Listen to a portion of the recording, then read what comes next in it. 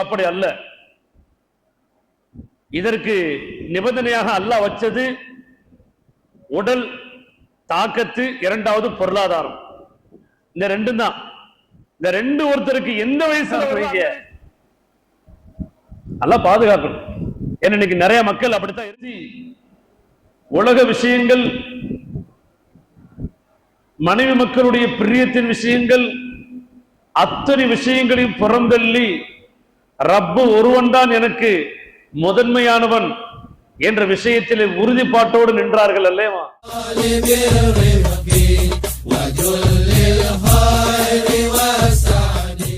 அஸ்ஸலாமு அலைக்கும் வரஹ்மத்துல்லாஹி வபரகாத்துஹு.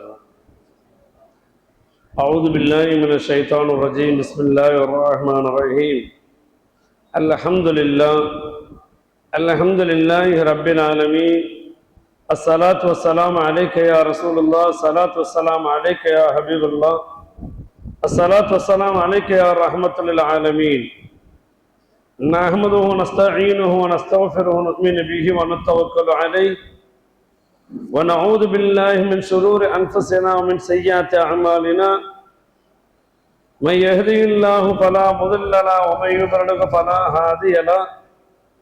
وأشهد أن لا إله إلا الله وحده لا شريك له وأشهد أن سيدنا ونبينا مولانا محمد عبده ورسوله أرسله بالحق بشيرا ونذيرا بين يدي الساعة. من يطع الله ورسوله فقد فاز فوزا عظيما. إن الله وملائكته يصلون على النبي يا أيها الذين آمنوا صلوا عليه وسلموا تسليما. اللهم صل على سيدنا محمد وعلى آل سيدنا محمد وبارك وسلم عليه. سبحانك لا علم لنا إلا ما علمتنا إنك أنت العليم الحكيم. رب اشرح لي صدري ويسر لي أمري واحلل عقدة من لساني يفقهوا قولي. وقال الله تعالى في القرآن المجيد: أعوذ بالله من الشيطان الرجيم. بسم الله الرحمن الرحيم. ولله على الناس حج البيت من استطاع إليه سبيلا ومن كفر فإن الله غني عن العالمين. وقال النبي صلى الله عليه وسلم: ليس للحج مبرور جزاء إلا الجنة. صدق الله العلي العلي وصدق رسوله النبي الكريم. أما بعد. புகழனைத்தும் அல்லாஹுக்கு உரித்தாவதாக.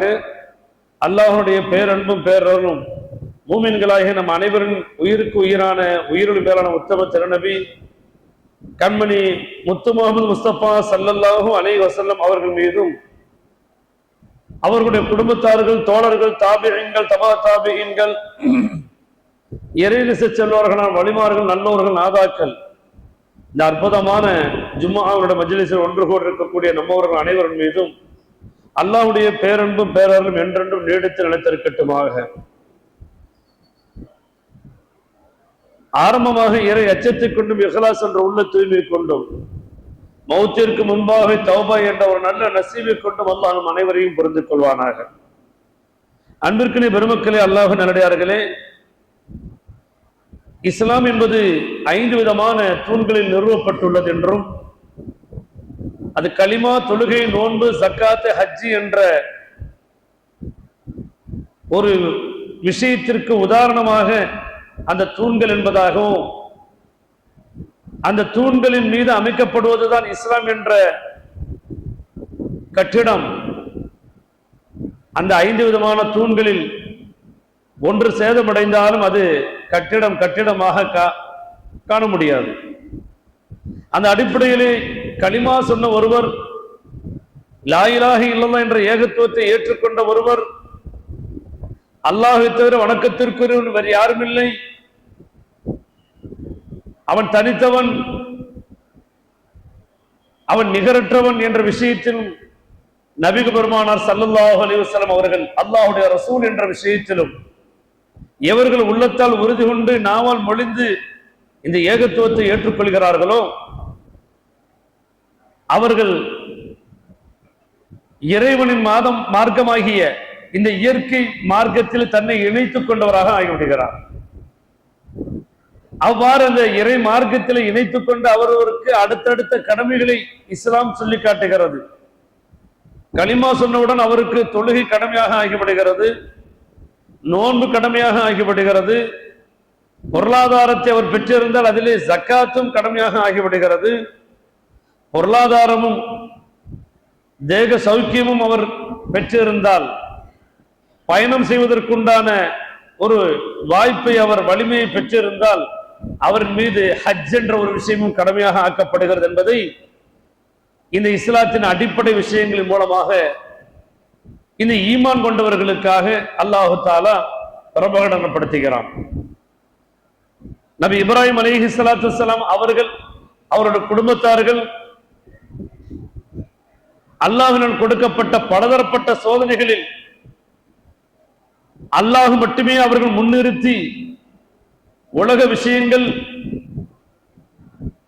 மனைவி மக்களுடைய பிரியத்தின் விஷயங்கள், அத்தனை விஷயங்களையும் புறந்தள்ளி ரப்பு ஒருவன் தான் எனக்கு முதன்மையானவன் என்ற விஷயத்தில் உறுதிப்பாட்டோடு நின்றார்கள் அல்லவா? அப்படிப்பட்ட இப்ராஹிம் அலைஹிஸ்ஸலாத்து வஸ்ஸலாம் அவர்கள் செய்த அதே செயல்பாட்டை அவர்கள் சோதிக்கப்படும் பொழுது என்னென்ன காரியங்களை செய்தார்களோ அதனை அடிப்படையாக வைத்துதான் ஹஜ் என்ற அமலும் உம்ரா என்ற அமலும் அமைந்திருக்கிறது. இப்பொழுது ஹஜ்ஜை பற்றி பேச வேண்டிய அவசியம் என்ன என்பதை நாம் இந்த உரையின் மூலமாக விளங்கிக் கொள்ளலாம். கடந்த ஆண்டு 2026 கிட்டத்தட்ட உலகத்தில் இருக்கக்கூடிய கோடான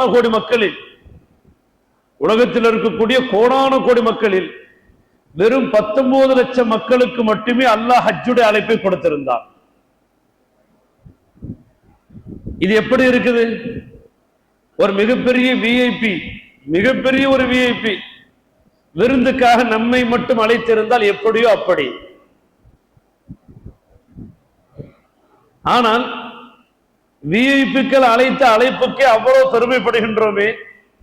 அல்லாஹ் தன்னுடைய இல்லத்திற்கு தன்னுடைய அந்த ஹஜ் என்ற கடமை நிறைவேற்றுவதற்காக அழைப்பை கொடுத்து இந்த கோடான கோடி மக்கள், இந்த 19 லட்சம் மக்களை அங்கே வரவழைக்கின்றார் என்று சொன்னால் இது தனிப்பட்ட முறையிலே எந்த ஒரு மனிதனுடைய திறமையும் இங்கே கிடையாது. பொருளாதாரம் இந்த 19 லட்சம் பேர் மட்டும்தான் இருக்குது, ஆரோக்கியம் இந்த 19 லட்சம் மக்கள்கிட்ட மட்டும்தான் இருக்குது, அதனாலதான் அல்லாஹ் இந்த 19 லட்சத்து மக்களை கூப்பிட்டு இருக்கிறாங்கிறது கிடையாது. அல்லாஹ்வுடைய நாட்டம் யாருக்கு இருக்குகிறதோ, அல்லாஹ்வுடைய இல்லத்திற்கு யாரை அழைக்க வேண்டும் என்று முடிவு செய்திருக்கின்றானோ அவர்களை மாத்திரமே தன்னுடைய இல்லத்திற்கு இந்த ஹஜ்ஜுடைய கடமை நிறைவேற்றுவதற்காக அழைக்கின்றான். அப்படிப்பட்ட அழைப்பை ஏற்றுக்கொண்டவர்களுடைய எண்ணிக்கை கடந்த ஆண்டு 19 லட்சம் என்பதாக சவுதி அரசாங்கத்தின் மூலமாக தெரியப்படுத்தப்படுகிறது. அல்லாஹு அக்பர். இன்றைய ஜும்மா உரையே ஹஜ்ஜுக்கு சென்று வந்தவர்களுக்கும், ஹஜ்ஜு செல்ல வேண்டும் என்ற எண்ணம் உள்ளவர்களுக்கும், ஹஜ்ஜுக்கு இந்த ஆண்டு போகலாமா வேண்டாமா என்ற தடுமாற்றத்தில் இருப்பவர்களுக்கும் உண்டான ஒரு உரையாகத்தான் இந்த ஜும்மாவுடைய உரை. காரணம் என்ன? ஜும்மாவுடைய அதாவது இந்த ஹஜ்ஜுடைய உரை, ஹஜ்ஜுடைய காலகட்டத்தில் நாம் குர்பானியை பற்றி பேசுவோம், மக்கா மதீனாவுடைய மாண்புகளை பற்றி பேசுவோம், ஹஜ்ஜுடைய சிறப்புகளை பற்றி கூட பேசுவோம். ஆனால் அந்த சமயத்தில் பேசப்படும் பொழுது அப்போது யாராவது ஹஜ்ஜுக்கு தயாராக முடியுமா? முடியாது. காரணம் என்ன? இப்பொழுது 2027க்கான ஹஜ்ஜுக்கு உண்டான முன்னேற்பாடை வெறும் 6 நாட்களுக்கு உண்டான அந்த அரஃபா மினா முஸ்தலிஃபாவுடைய ஏற்பாட்டுக்கு உண்டான அந்த காரியத்தை சவுதி அரசாங்கம் ஓராண்டுக்கு முன்பிருந்தே செய்ய தொடங்கிவிட்டது. கிட்டத்தட்ட 1 மாதத்திற்கு முன்பாகவே சவுதி அரசாங்கத்தின் அங்கீகரிக்கப்பட்ட ஒரு அறிவிப்பு, ஒரு சர்க்குலர் வந்து விட்டது. ஹஜ்ஜுக்காக தயாராகுங்கள், அதற்குண்டான யாரெல்லாம் அப்ளிகேட் பண்ணுமோ அவங்க எல்லாம் என்ன செய்யுங்க, விண்ணப்பம் செய்யுங்கள். அதற்குண்டான வேலைகள் இறங்கியாச்சு, ஃபார்ம் கொடுக்கப்பட்டாச்சு, ஃபார்மை ஃபில்அப் பண்ணி அனுப்புறாங்க. முதல் தவணையாக பணமும் கட்ட சொல்லி ஆர்டர் வந்துருச்சு. இது ஹஜ் கமிட்டியின் மூலமாக வரக்கூடியவர்களுக்கு மட்டுமல்ல, பிரைவேட்டாக ஹஜ் செய்யக்கூடியவர்களுக்கும் இதுதான் நிலைமை. இங்கு நாம் பேச வருவது என்னவென்று சொன்னால், ஹஜ்ஜுக்கு சென்று வந்தவர்களுடைய விஷயமாகவும் பேச வேண்டியது இருக்கிறது. ஹஜ்ஜுக்கு சென்று வந்தவர்களுக்கு என்ன விஷயத்தை சொல்ல வேண்டும்? அல்லாஹ் ரப்பல் ஆலமீன் கோடிக்கணக்கான மக்களில் ஒரு 19 லட்சத்தில் நம்மையும் அல்லாஹ் தேர்ந்தெடுத்து அந்த இடத்திற்கு அழைத்திருந்தானே, இது எவ்வளவு பெரிய உன்னதமான பாக்கியம், எவ்வளவு மகத்துவமான ஒரு விஷயம். ஏனென்று சொன்னால், இன்று உம்ராவுக்கு செல்லக்கூடிய விஷயத்தையே நாம் பெருமையாக கருதக்கூடிய காலகட்டம் இது. உம்ராவுக்கு செய்யக்கூடிய செலவுகளையே ஒரு பெரிய செலவாக நினைக்கக்கூடிய காலம் இது. ஆனால் இங்கு செலவுகளையும் தாண்டி கடமை என்ன என்பதை இங்கு உணர வேண்டும். ஏதோ உம்ராவுக்கு சென்று காபத்துல்லாவை பார்த்து வந்து விட்டாலே இவர்களுக்கு ஹஜ்ஜுக்கு வந்தால் இதே காபத்துல்லா தானே பார்க்க போறோம், அதனால எல்லாம் ஒண்ணுதான் என்று நினைத்துக் கொள்கிறார்கள். விஷயம் அப்படி அல்ல. உம்ரா என்பது அது ஒரு தனிப்பட்ட ஒரு அமல், அது ஒரு இபாதத். ஆனால் அதே சமயத்தில் ஹஜ் என்பது நமக்கு கடமையாக்கப்பட்ட ஒன்று. ரெண்டுக்கும் போட்டு நம்ம குழப்பிக்கிற கூடாது. ஏன்னா இன்னைக்கு கொல்ல பேர் உம்ராவுக்கு கிளம்புறாங்கன்னா அவங்களுடைய மனசுல எப்படிப்பட்ட ஒரு எண்ணம் இருக்குது, போனதுக்கு அப்புறம் அல்லது போயிட்டு வந்ததுக்கு அப்புறம் காபத்துல்லா பார்க்கணும், பார்த்தாச்சு. ஹஜ்ஜுக்கு போனாலும் காபத்துல்லா மட்டும் பார்க்க போற மாதிரி இல்ல. ஹஜ்ஜுங்கிறது முற்றிலும் வேறுபட்ட ஒரு அமல்களை கொண்ட ஒரு அமல். அது அந்த குறிப்பிட்ட காலகட்டத்தில் செய்ய வேண்டிய ஒரு அமல். அதற்குண்டான கூலியும் வேறு, அதனுடைய மகத்துவமும் வேறு. அப்ப ஹஜ்ஜுக்கு சென்றவர்கள், கடந்த ஆண்டு சென்று வந்தவர்கள், சில விஷயங்களை இங்கு நாம் யோசித்து பார்க்க வேண்டும். அல்லாஹ் ரப்பல் ஆலமீன் இத்தனை கோடி மக்களுக்கு மத்தியிலே சில லட்சங்களை மட்டுமே தேர்ந்தெடுத்து அதில் நம்மையும் ஒருவராக ஆக்கி அல்லாஹ் அந்த இடத்துல நம்மை அழைப்பு கொடுத்திருந்தானே. எப்படி, எதை வைத்து அழைப்பு கொடுத்தான், எந்த தகுதி, எந்த தரத்தை வைத்து அனுமதி கொடுத்தான்? இது அல்லாஹ் நாடிய ஒன்று. பணம் இருப்பவர்கள் எல்லாம் ஹஜ் செய்து விடவில்லை, ஆரோக்கியம் இருப்பவர்கள் எல்லாம் ஹஜ் செய்து விடவில்லை. ஆனால் பார்த்தால் சாதா சீதா மக்கள் எல்லாம் அந்த கடமை நிறைவேற்றுவதற்காக வருகை தந்த ஒரு அற்புதமான காட்சிகளை பார்த்தோம். அதிலும் குறிப்பாக கடந்த ஆண்டு ஹஜ்ஜிலே உலகம் முழுக்க இருக்கக்கூடிய மக்களுக்கு மத்தியிலே பேசப்பட்ட ஒரு செய்தி, இந்தோனேஷியாவை சேர்ந்த 104 வயதை கொண்ட ஒரு வயதான மூதாட்டி, ஒரு வயதான பெத்தா என்ன செஞ்சிருக்குது, ஹஜ்ஜுக்கு வந்திருக்குது.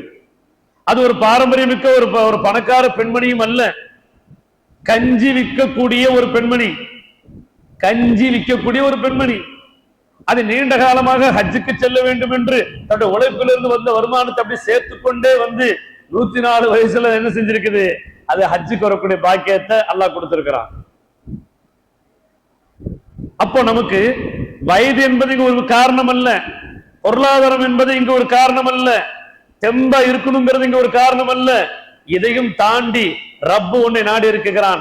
அவன் நாடி இருந்தால் நிச்சயமாக நமக்கு அந்த பாக்கியம் கிடைக்கும். அது நம்முடைய உள்ளத்தில் இருக்கக்கூடிய ஆர்வ நிலையை பொறுத்து அவ்வளவுதான்.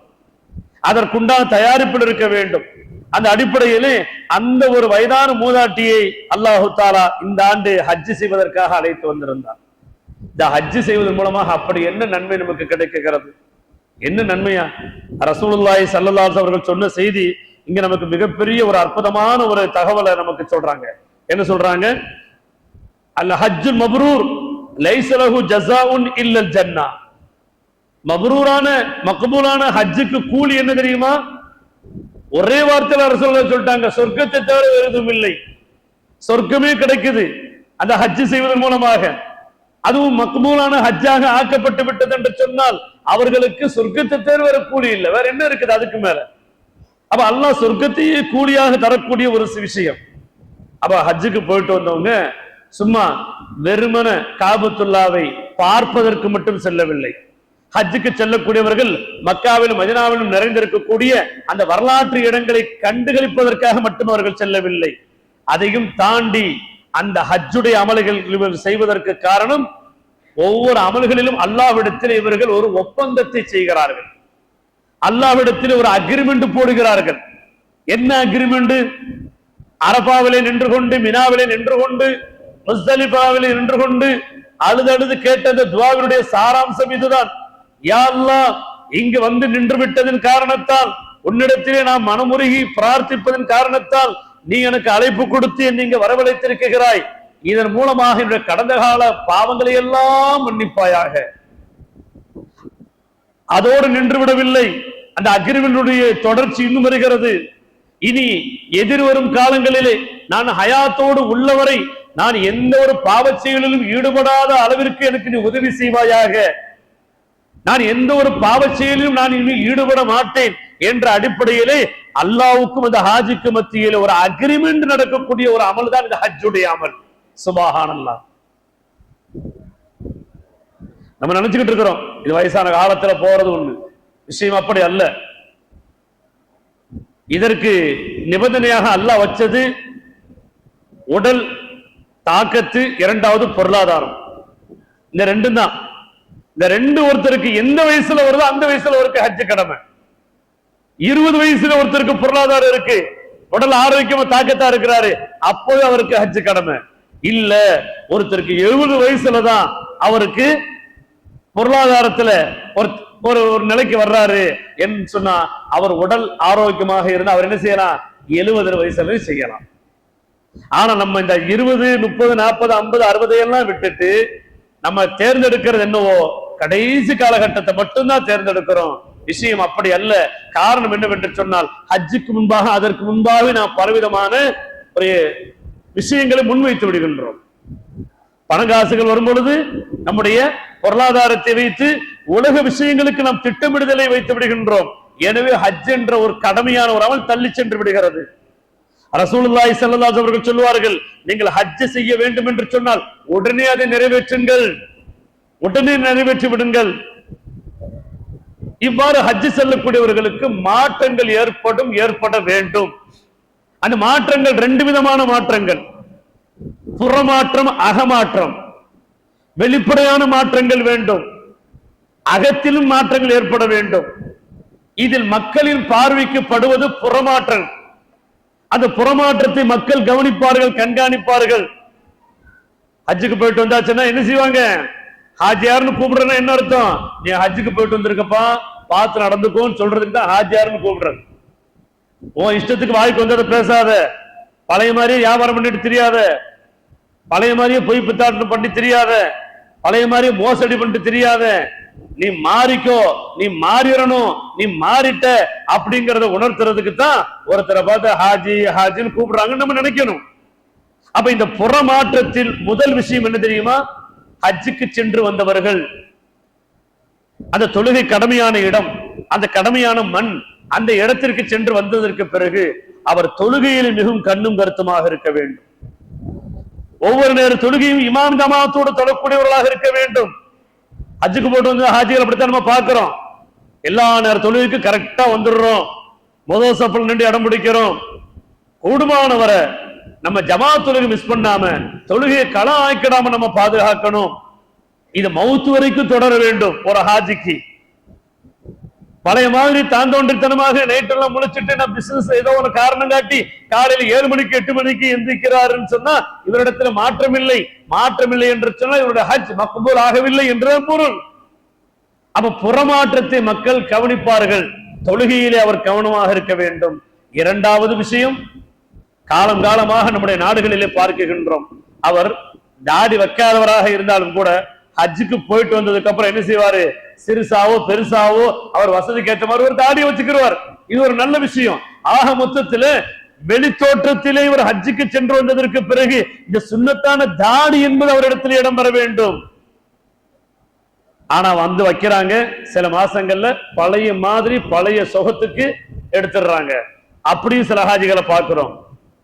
இப்ப புறத்தோற்றத்தில் ஏற்பட வேண்டிய மாற்றங்கள் தெளிவான முறையில் இருந்தால் மட்டுமே அகத்தோற்றத்தில் சில மாற்றங்களை அவர்களிடத்திலே எதிர்பார்க்க முடியும். அப்ப ஹஜ்ஜுக்கு சென்று வந்தவர்கள் மிகவும் கவனமாக வாழ வேண்டும். உறவுகளை பேணும் விஷயத்தில், தாய் தந்தையர்களை மதிக்கும் விஷயத்தில், நண்பர்களிடத்தில் நடந்து கொள்ளும் விஷயத்தில், வியாபார விஷயத்தில், கொடுக்கல் வாங்கல் விஷயத்தில், அத்தனை காரியங்களிலும் அல்லாஹ்வை அஞ்சியவர்களாக ஒழுக்கமான முறையில் நடந்து கொள்ள வேண்டும். இதுதான் இவருடைய ஹஜ்ஜி சென்றதற்கு பிறகு இவரிடத்திலே ஏற்பட வேண்டிய மாற்றம். அந்த மாற்றம் தான் இவருடைய ஹஜ் மக்பூல் ஆக்கப்பட்டு விட்டது என்பதற்குண்டான அடையாளம். அல்லாஹு அக்பர்.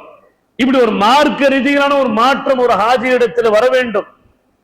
இது ஹஜ்ஜி சென்று வந்தவர்களுக்கு. ஹஜ்ஜுக்கு செல்ல வேண்டியவர்கள் என்னென்ன காரியங்களை செய்ய வேண்டும்? அல்லாஹு அக்பர். ஹஜ்ஜுக்கு செல்லக்கூடியவர்களுக்கு சில செய்திகளை நபி ஸல்லல்லாஹு அலைஹி வஸல்லம் சொல்றாங்க. நீங்க என்ன செய்யுங்க, ஹஜ்ஜை விரைவுபடுத்துங்கள், தாமதப்படுத்தாதீர்கள். அந்த ஹஜ்ஜை ஹலாலான உங்களுடைய பொருளாதாரத்தில் செய்யுங்கள். மெயின் விஷயம் அதுதான். எப்படிப்பட்ட பொருளாதாரத்தில் செய்யணும்? ஹலாலான பொருளாதாரத்தில் செய்யணும். உங்களுக்கு சொந்தமான உங்களுடைய உழைப்பிலிருந்து சேர்ந்த அந்த ஹலாலான வருமானங்களை கொண்டு நீங்கள் உங்களுடைய ஹஜ்ஜுடைய பயணத்தை அமைத்துக் கொள்ளுங்கள். ஏனென்று சொன்னால் நபிகள் பெருமானார் ஸல்லல்லாஹு அலைஹி வஸல்லம் சொன்னார்கள், இதா ஹரஜ ஹாஜன் நஃபகஹு தய்யிபா. ஒருவர் என்ன செய்யறாரு, ஹஜ்ஜுக்காக செல்றாரு, அவர் தன்னுடைய ஹலாலான வருமானத்தை கொண்டு என்ன செய்யறாரு, அவர் தல்பியா சொல்லிட்டு போறாரு. அல்லாஹ் தஆலா வானத்திலிருந்து அந்த மலக்குமார்கள் அந்த தல்பியாவை கேட்டுவிட்டு அவர்கள் என்ன சொல்றாங்க, லப்பைக்க வ சஅதைக்க. அவர் என்ன சொல்றாரோ அதுக்கு அப்படியே பதில் சொல்றாங்க. இவர் லப்பைக் அல்லாஹும்ம லப்பைக்னு போறாரு, மலக்குமார்கள் அதுக்கு பதில் சொல்றாங்க. அல்லாஹ் உங்களுடைய அந்த வருகையை புரிந்து கொண்டான், அல்லாஹ் உங்களுடைய நற்செயல்களை புரிந்து கொண்டான், வாங்க வெல்கம் வெல்கம் மலக்குமார்கள் நம்மளை இன்வைட் பண்றாங்க. இதே சமயத்துல ஹராமான வருமானத்தை கொண்டு நாம் ஹஜ் செய்தோம் என்று சொன்னால் அதையும் ரசூலுல்லாஹி ஸல்லல்லாஹு அலைஹி வஸல்லம் சொல்றாங்க, இதா ஹரஜ ஹாஜன் நஃபகஹு ஹபீஸா. அவர் ஒரு கெட்ட வருமானத்தை கொண்டு, ஒரு பாவ செயலின் மூலமாக வந்த வருமானத்தை கொண்டு ஒரு ஹஜ் செய்தால் அவர் சொல்லக்கூடிய லப்பைக்கு எப்படி பதில் சொல்லப்படுகிறது தெரியுமா? லா லப்பைக்க லா சஅதைக்க. உன்னுடைய வரவு எங்களுக்கு அவசியம் இல்லை, உன்னுடைய நற்செயல்களும் எங்களுக்கு தேவையில்லை, எதுவுமே உனக்கு பலன் தராது என்பதாக சொல்லி அவருடைய அமல்களை அவருடைய முகத்திலே வீசி எறியப்படுகிறதா. அல்லாஹ் அக்பர். ரொம்ப கவனிக்கணும். ஹஜ்ஜுடைய சமயத்தில் நம்முடைய பொருளாதாரம் ரொம்ப ரொம்ப கவனிக்கும். ஹலாலான முறையில வரணும்ட்டாங்களா? இதை இன்னொரு செய்தியை இங்கு குறிப்பிடணும். இன்று ஒவ்வொரு நாடுகளிலிருந்தும் அந்த நாட்டு அரசாங்கத்தின் மூலமாக ஒரு மானியத்தின் அடிப்படையிலே ஒரு குறைந்த விலைக்கு என்ன செய்யப்படுகிறது, ஹஜ்ஜுக்கு மக்களை அனுப்பி வைக்கிறார்கள். சவுதி அரசாங்கம் அது வரவேற்குது. அதனுடைய தொகை மிக குறைவு. இந்த குறைவான தொகையை, இந்த மானிய தொகையை யாருக்கு அரசாங்கம் இங்கு அறிமுகப்படுத்துகிறது? வசதி வாய்ப்பில் குறைந்தவர்களுக்கு. கவனிக்க வேண்டிய விஷயம் அதுதான். நம்ம டிராவல்ஸ் நடத்துறத பேசல, இதுல சில விஷயங்கள் இருக்குது, கொஞ்சம் கவனிங்க. அதற்கு தகுதி பெற்றவர்கள் யாரெல்லாம் அதற்கு எலிஜிபிளா இருக்கிறாங்களோ அவர்களுக்கு அது முக்கியத்துவம் கொடுக்கப்படுகிறது அந்த இடத்துல. ஆனால் அதற்கும் கூட்டம் அதிகமாகும் பொழுது குழுக்கள் முறையில் போடப்படுகிறது. குழுக்கள்ல தேர்ந்தெடுத்தா தான் அவங்களுக்கு, இல்லைன்னா அவங்க இதை ரிஜெக்ட் ஆயிருக்கு. இப்போ இதுல பணம் படைத்தவர்களும் செல்வந்தவர்களும் என்ன செய்யறாங்க, இதனுடைய செலவினங்களை யோசித்து போதும் 4 ரூபா தானே வருது, அது அப்படியே டபுள் ஆகுது, அதுல ஒருத்தர் போறது இதுல 2 பேர் போயிடலாமே அப்படின்னு சொல்லி ரொம்ப எளிமையா இருக்கிறோம், வீண் வரையும் செய்யறது இல்லை, நம்ம சிக்கனத்தை கடைபிடிக்கக்கூடியவர்கள் சொல்லி அதுல போய் நம்ம என்ன செய்யறோம், நுழையிறோம். நல்லா கவனிங்க. அடுத்தவர்களுக்கு உண்டான, அதற்கு எலிஜிபிளானவர்களுக்கு உண்டான ஹக்கை தட்டி பறிப்பதன் மூலமாக அந்த ஹஜ் கமிட்டியிலே பணக்காரரும் போய் என்ன செய்யறாரு, அந்த கோட்டாவை எடுத்து யூஸ் பண்றாரு. இங்க ரசூலுல்லாஹ் சொன்னாங்க, ஹலாலான முறையில நீங்க உங்க வருமானத்தை வச்சு வாங்கன்னு சொல்லி. இல்ல, என்னுடைய கெப்பாசிட்டி அவ்வளவுதான், மொத்தமே என் கையில 8 லட்சம் 9 லட்சம் தான் இருக்குது, இல்ல நான் என் மனைவி போறதுக்கு தான் இருக்குது, வேற பொருளாதாரம் அதுக்கு எலிஜிபிள் ஆனவங்க தாராளமா அதுல வாங்க, அதுல வந்து நில்லுங்க. ஆனால் அதை விட தாண்டி பொருளாதாரத்தின் மேம்பாட்டில் இருக்கக்கூடியவர்கள் கூட இவர்களோடு லைன்ல நின்று குழுக்கள்ல ஃபார்மை புல்லப் பண்ணி போட்டுட்டு வெயிட் பண்ணி காத்துக்கிட்டு இருக்கிறாங்களே, இதை அல்லாஹ் எந்த விதத்தில நம்ம இடத்திலிருந்து அங்கீகரிப்பான் என்பது நமக்கு தெரியவில்லை. உலக விஷயங்களை எடுத்துக்கொண்டால் எல்லாத்திலும் நாம் மேலான விஷயத்தை என்ன செய்யறோம், யூஸ் பண்றோம். எப்படி? நல்ல காஸ்ட்லி துணி, காஸ்ட்லி செப்பல், நம்ம ஓட்டுற ஆக்டிவா, அதுவும் லேட்டஸ்டா. இங்க இருந்து சென்னைக்கு போகணும், ட்ரெயின்ல டிக்கெட் புக் பண்றோம், எதுல? 3 டயர் ஏசி இருக்கா சார்? 100 ரூபா கொடுத்தாலும் அதே ட்ரெயின்ல ரிசர்வேஷன் அன்ரிசர்வேஷன் கம்பார்ட்மெண்ட்ல போய் சென்னைக்கு சேரலாம். ஆனா பைசா இருக்கு, கொஞ்சம் ராகத்தா போகணும் அப்படிங்கிறதுக்காக நம்ம எதை தேர்ந்தெடுக்கிறோம்? நம்ம ரிசர்வேஷனை தேர்ந்தெடுக்கிறோம். Sleeper coach, AC coach. அதே சென்னைக்கு தானே அந்த ட்ரெயின் போகுது. ஏசி கோச்செல்லாம் வேண்டாப்பா, அவ்வளவு செலவு எதுக்கு, வேஸ்ட். நம்ம அன்ரிசர்வேஷன் கம்பார்ட்மெண்ட்லயே கக்கூஸ் பக்கத்துல குத்து வச்சுட்டு போயிடலாம் சொல்லிட்டு நம்ம போறோமா? நம்ம எனக்கு அதுதான் முடியுது, இல்லாட்ட எமர்ஜென்சி டிக்கெட் கிடைக்கல அப்படிங்கறது விஷயம் வேற. அப்ப உலக விஷயங்கள்ல காஸ்ட்லியான ஸ்கொயர் ஃபுட் கொடுத்து இடம் வாங்க முடியுது, நல்ல காஸ்ட்லியான பங்களா கட்ட முடியுது, காஸ்ட்லியான கார் வாங்க முடியுது, நல்ல பிள்ளைக்கு பல பவுன்கள்ல நகையை போட முடியுது, நல்ல காஸ்ட்லியான மண்டபம் பிடிச்சு. எப்படி மண்டபம் 1.5 லட்சம் ரூபாய் செலவு. ஆனா ஜமாத்துக்கு கொடுக்கறதுக்கு பணத்துக்கு மட்டும் 5000 ரூபாய்க்கு ஏன் இவ்வளவு வாங்குறீங்க? 1.5 லட்சம் ரூபாய் மண்டபத்துக்கு கொடுப்பாராம். ஆனா ஜமாத்துக்கு கொடுக்கிற அந்த 5000 ரூபாய் அந்த அமௌண்ட்டுக்கு கணக்கு பார்ப்பாரு. இன்னைக்கு நம்ம சமுதாயத்தில் நடக்கிற விஷயம். அப்ப உலக விஷயங்கள் இங்கு விட்டுட்டு போற பணாவாக போற இந்த விஷயத்துக்கெல்லாம் நம்ம ரொம்ப காஸ்ட்லியா நம்ம தேர்ந்தெடுப்போம். 100 ரூபாய்க்கு கூட சட்டம் இருக்குது. ஆனா இன்னைக்கு லெனின் கிளாத்னு சொல்லி எவ்வளவு காஸ்ட்லியா நம்ம வாங்குறோம். நம்ம இது மீட்டர் எவ்வளவு தெரியுமா? 2000 ரூபாய். எவ்வளவு சந்தோஷப்படுறோம். தப்பு கிடையாது, போடுங்க. அல்லாஹ் உங்களுக்கு கொடுத்த நியமத்துக்களை அனுபவிங்க. அம்மா பி நியமத் ரப்பிக ஃபஹத்திஸ். அல்லாஹ் உங்களுக்கு கொடுத்த நியமத்துக்கு நினைவு கூறுங்க, தப்பு கிடையாது. இவ்வளவு வசதி வாய்ப்பு இருந்து கிழிஞ்ச சட்டையை போட்டுக்கிட்டு சீப் அண்ட் பெஸ்டா பிளாட்பாரத்தில் இருக்கிற சட்டையை போட்டுட்டு நீங்க சுத்தாதீங்க. நல்ல காஸ்ட்லியா போடுங்க, உங்களை நீங்க அழகுபடுத்தி காட்டுங்க. ரப்புக்கு முன்னாடி அல்லாஹ் அக்பர் தக்பீர் கட்டி நிற்கும் போது கம்பீரமா நல்ல காஸ்ட்லி தொப்பி காஸ்ட்லி ட்ரெஸ் போட்டு நில்லுங்க, தப்பே கிடையாது. ஆனா வசதி ஒண்ணுல ஒருத்தர் இந்த விஷயத்தில எல்லாம் என்ன செய்ய மாட்டாரு, கணக்கு பார்க்க மாட்டாரு. இவர் கணக்கு பார்க்கிறது எதை?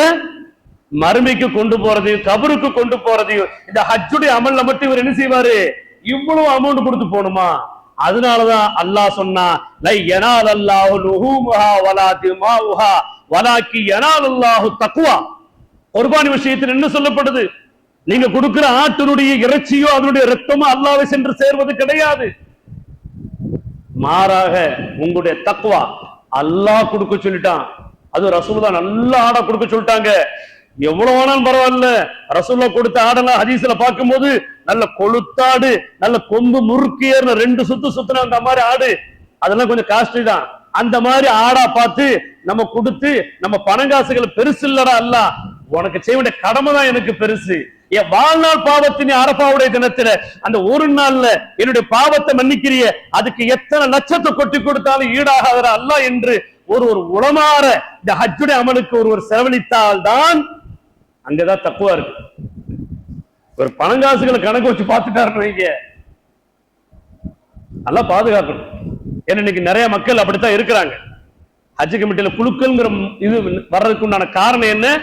செல்வந்தர்களும் போய் நிக்கிறதுனாலதான் அந்த எலிஜிபிளான மக்களுக்கும் வாய்ப்பு இல்லாம போயிருக்கு. அவங்களுடைய வாய்ப்பை தட்டி பறிச்சு இவர்கள் போகக்கூடிய ஒரு சூழல் ஏற்படுகிறது. இதை யார் பேசுனாங்களா இல்லையா, இது நமக்கு தெரியுமா தெரியாதாங்கிறது தெரியல. நம்ம இந்த மாதிரியான ஒரு நிறுவனம் நடத்தணுங்கிறதுக்காக இதை நம்ம பேசல. இது ஹக்கை நாம் பேண வேண்டும் என்ற அடிப்படையில் சொல்லப்படக்கூடிய ஒரு செய்தி, அவ்வளவுதான். அல்லாஹ் நமக்கு கொடுத்திருக்கிறான், கொடுத்ததை வீண்வரையும் செய்யக்கூடாது, உண்மைதான். ஆனால் கொடுத்ததுக்கு தகுந்தாற் போலதான் எல்லாமே அங்க கிடைக்கும். போயிட்டு வந்தவங்களுக்கு தெரியும். வேணா சிறப்பா இருந்துச்சு சொல்லிக்கிற வேண்டியதுதான். ஆமா, ஹஜ்ஜுக்கு போனா சிறப்பா இல்லாமல இருக்கும். அரபாக்கு போயிட்டு வந்திருக்கிறாங்க, மினாவுக்கு போயிட்டு வந்திருக்கிறாங்க, அந்த கூட்டத்துல நின்று எல்லா பாவத்தையும் அழுது மன்னிப்பு கேட்டு வந்திருக்கிறாங்க. அப்ப அந்த ஹஜ்ஜுடைய பயணத்தோட கஷ்டத்தையே வந்து இங்க சொல்லுவாங்க? அதெல்லாம் சொல்ல மாட்டாங்க. அப்போ இந்த ஹஜ் கமிட்டியில உள்ளவர்களுக்கு அஜீசியாவில தங்குறதுக்கு போறது, மக்காவில இருந்து 15 கிலோமீட்டர் தள்ளி. ஒவ்வொரு தொழுகைக்கு இங்க வர முடியுமா? அந்த ஒரு லட்சம் தொழுகை, ஒரு நேர தொழுகைக்கு எவ்வளவு நன்மை? 1 லட்சம் நன்மை. 5 நேர தொழுகையை இமாம் ஜமாத்தோட ஹரமிலே தொழுதால் 5 லட்சம் நன்மை. இவர் உலகத்தின் சில லட்சங்களை பார்த்தார், மறுமைக்கான பல லட்சக்கணக்கான நன்மைகளை அவர் அங்கே இழக்குகிறார். விஷயம் அதுதான். அவ அல்லாஹ் எல்லாருடைய சூழ்நிலைகளும் பார்த்துட்டு இருக்கிறான். இவருக்கு இவ்வளவுதான் முடியும், ஓகே ரைட், அல்ஹம்துலில்லாஹ் போ. ஆனா இவரால நல்ல அமல்கள் செய்ய முடியும். அப்படி இருந்து ஒரு பணங்காசு பெருசா தெரியுது, அடுத்தவங்க ஹக்க தட்டி பறிச்சு இவர் என்ன செய்யறாரு, வர்றாருன்னு சொன்னா அதையும் அல்லாஹ் அறிந்தவனாகத்தான் இருக்குகிறான். அல்லாஹ் தஆலா கடமையை உணர்ந்து செயல்படக்கூடியவர்களாக அல்லாஹ் ஆக்குவானாக. அடுத்ததாக இந்த ஹஜ் செல்லக்கூடியவர்களுக்கு முக்கியமான செய்தி, பெண்கள் செய்யக்கூடிய ஹஜ் சம்பந்தமான செய்தி. பெண்கள் ஹஜ் கடமை, ஆனால் அவர்களுக்கு மகரமான துணை இருக்க வேண்டும். ஒரு ஆண் துணை இருக்கணும், கணவனோட போகணும். இல்லைன்னா மகரமான தந்தை, அண்ணன் தம்பி, கூட பிறந்த அண்ணன் தம்பி, இல்லைன்னா பெற்ற மகன், இவர்களோட தான் இவங்க என்ன செய்யணும், ஹஜ்ஜுடைய பயணத்தை மேற்கொள்ளணும். இப்ப கடந்த ஆண்டுல மகரமுடைய துணை இல்லாட்டும் பரவாயில்ல, பெண்கள் தனியாக வரலாம் சொல்லி சவுதி அரசாங்கம் அறிவிச்சிருச்சு. சவுதி அரசாங்கம் அறிவிச்சுட்டா நமக்கு அது கூடிருமா, ஜாயிஸ் ஆயிருமா? ஷரியத்து தான். ஷரியத் என்ன சொல்லுது? அது ஜாயிஸ் இல்லை. பெண்கள் தனியாக மகரமுடைய துணை இல்லாமல் என்ன செய்யக்கூடாது? உம்ராவுக்கோ ஹஜ்ஜுக்கோ செல்லக்கூடாது. இதான் மார்க்கம் சொல்லுது. இல்ல நாங்க ஒரு 4-5 பெண்களா சேர்ந்து போறோம், அதுவுக்கும் மார்க்கத்தில் அனுமதி இல்லை. எந்த அளவிற்கு என்று சொன்னால், ஒரு பெண் 1 கோடி ரூபாய்க்கு உண்டான சொத்துக்கு சொந்தக்காரராக இருந்து அந்த அம்மாவுக்கு கோடி ரூபாய் கையில இருந்தாலும் கூட உரிய துணை இல்லை என்று சொன்னால் அவர்களுக்கு ஹஜ்ஜு கடமை இல்லை. அந்த அம்மா மௌத்தா போற வரைக்கும் ஒரு துணையை தேடணும். எப்படி? ஒன்னு பெத்த பிள்ளை கூட வருதான்னு பார்க்கணும், இல்லன்னா பெத்த தகப்பனார் வர்றாரான்னு பார்க்கணும், இல்லன்னா அந்த அம்மா கணவர் இல்லைன்னா இன்னொரு நிக்கா முடிச்சு கணவன் என்ற அந்த முறையான உறவோடு அந்த அம்மா ஹஜ்ஜு செய்ய வேண்டுமே தவிர, இல்லை என்று சொன்னால் அந்த பணத்தை அந்த அம்மா கையிலே வச்சுட்டு மௌத்தா போகும்போது வசியத்து பண்ணிட்டு மௌத்தா போகணுமா? எப்படி? எனக்கு பொருளாதாரம் இருக்குது, எனக்கு பிறகு என் தம்பி பிள்ளைங்க எங்க அக்கா பிள்ளைங்க யாராவது என்ன செய்யுங்க, எனக்கு பதிலா ஹஜ்ஜ செஞ்சிருங்க சொல்லி வசியத்து பண்ணி விட்டு மௌத்தா போகணுமா? இதெல்லாம் பெண்களுக்கு உண்டான சட்டம். ஆனா இன்னைக்கு பெண்கள் எப்படி இருக்கிறாங்க? போன வருஷத்துடைய ரிசல்ட் 5700 பேரு மஹரமுடைய துணை இல்லாமல் பெண்கள் மட்டும் ஹஜ்ஜுக்கு வந்திருந்தாங்களாம். சவுதி அரசாங்கத்துடைய ஒரு அறிவிப்பு. அப்ப மார்க்கத்தை தாண்டி மீறி நம்ம போய்கிட்டு இருக்கிறோங்கிறது நல்லா தெரியுது. அப்ப அல்லாஹ் பாதுகாப்பானாக. இந்த விஷயத்துல நம்ம கொஞ்சம் கவனம் செலுத்தணும். பெண்களுக்கு உரிய மஹரம் துணை இல்லாமல் ஹஜ் செய்வது மார்க்கத்தில் அனுமதிக்கப்பட்டது அல்ல, அவர்களுக்கு கடமையும் அல்ல அப்படிங்கிற ஒரு விஷயத்தை தான் இங்க நமக்கு வலியுறுத்தி சொல்றாங்க. ஹஜ்ஜுக்கு சென்றவர்கள் எப்படி இருக்க வேண்டும், ஹஜ்ஜுக்கு செல்ல வேண்டியவர்கள் எப்படி இருக்க வேண்டும் என்ற இந்த 2 விஷயத்தை ஒன்றாக மையமாக வைத்து சொல்லப்பட்ட செய்திகளை அல்லாஹு தாலா விளங்கிக் கொள்ளக்கூடிய மக்களாக, அதனை பின்பற்றி வாழக்கூடிய மக்களாக அல்லாஹ் நம்மை ஆக்கி அருள் புரிவானாக. ஹஜ் என்ற கடமையை பரிபூர்ணமாக நிறைவேற்றிய மக்களாக அல்லாஹ் இந்த உலகை விட்டு நம்மை அல்லாஹ் கபூல் செய்வானாக. அந்த அரபாவுடைய இடத்துல நின்று கொண்டிருக்கும் பொழுது உளப்பூர்வமாக புல் இருக்கின்றது. நாம் அல்லாஹ்விடத்தில் கேட்ட துவா, அந்த மினாவில் இருக்கும் பொழுதும் அரபாவில் இருக்கும் பொழுதும் கேட்ட துவா, யா அல்லாஹ் எப்பேற்பட்ட பாக்கியத்தை இந்த ஹாஜிகளுக்கு கொடுத்திருக்கிறாய். வாழ்நாள் பாவங்களை மன்னிக்கும் அளவிற்கு உண்டான ஒரு தருணம். இந்த தருணத்தை இந்த உம்மத்து முஹம்மதியாவில் யாருக்குமே தவற விட்டு விடாத யா அல்லாஹ், எல்லாருக்கும் ஹஜ்ஜுடைய பாக்கியத்தை கொடுத்து அதற்கு பிறகு ரூஹை வாங்குவாயாக என்பதாக துவா செய்து விட்டு வந்தோம். நான் மட்டுமல்ல, என்னை போன்ற எல்லோருமே அதைத்தான் உணர்ந்திருப்பார்கள், அல்லாஹ்விடத்தில் துவா செய்திருப்பார்கள். அப்பேற்பட்ட பாக்கியத்திற்கு சொந்தக்காரர்களாக இறை கடமையான ஹஜ்ஜுடைய கடமையை சரிவர பரிபூர்ணமாக நிறைவேற்றிய மக்களாக அல்லாஹ் நம் அனைவரையும் புரிந்து கொள்வானாக. வாஹர் தஅவானா அல்ஹம்துலில்லாஹி ரப்பில் ஆலமீன். அஸ்ஸலாமு அலைக்கும் வரஹ்மத்துல்லாஹி வபரகாத்துஹு.